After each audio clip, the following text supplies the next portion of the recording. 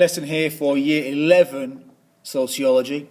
We're talking about social inequality, we're talking about poverty, and in this lesson about the culture of dependency, which we've come across before. It was called something else in Year 10. Let's see if you can figure out what we're talking about. We're going to provide our own examples, we're going to understand what the examples may show, and we're going to think. Key words: Charles Murray, remember him. Socialisation, the process of learning culture. Lone parent families. Benefits: dignity. If you're good about yourself, you have dignity. Self-respect. Role models. Culture, beliefs, scroungers, scum, undeserving poor. Okay, let's move on.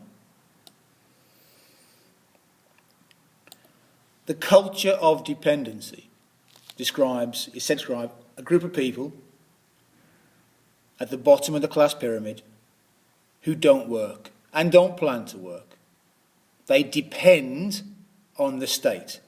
They depend on state benefits, income support, council housing, etc. This TV show, I'm sure you're all familiar with, is the best popular example I can think of. The culture of dependency. Not working, depending on state benefits for your survival. It's your plan for the future. As I hope you're remembering from Year 10, this came from Baldy here, Charles Murray, American sociologist. But he has, of course, written books about England, about Britain rather, and he's the main social thinker behind the idea of the underclass, saying it's a problem, it's a culture, the culture of dependency. And it's something that has passed into our popular culture. It has left sociology and gone mainstream. There are, Lord alone knows how many newspaper stories about this, scroungers.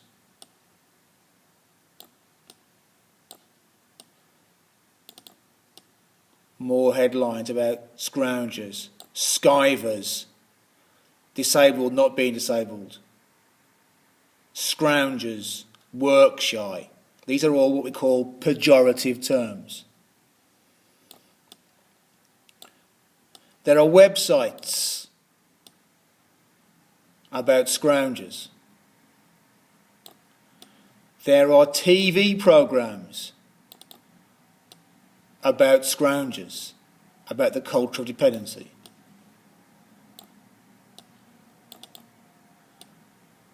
Jokes in newspapers. And most importantly, politicians have gotten involved.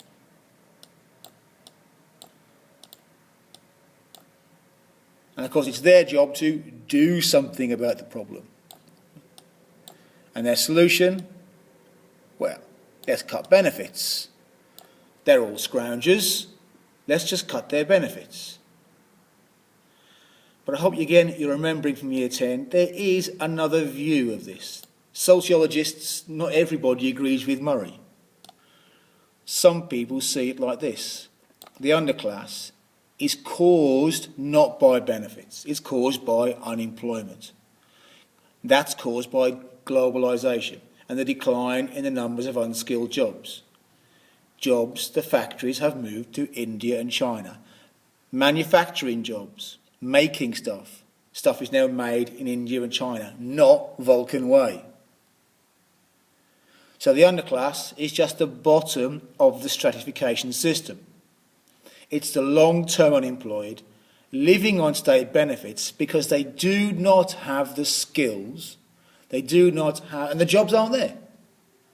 So the solution to this is education. It's no longer good enough for kids to come to a school like New Addington High School, and leave with no qualifications, because they're not going to get jobs. 20 years ago, 30 years ago, they could have left this school and just got a job. Now you need qualifications. That is what's going to stop it. Now in the exam, this is quite a common type of exam question. Just going to ask how far you would agree that the causes of poverty lie in the attitudes and values of the poor themselves. Quite a common style of question. Usual tricksy stuff. Look at the question. It doesn't use the word dependency, culture, or underclass, but that's what you're being asked about. Is it the underclass? Is it their own fault?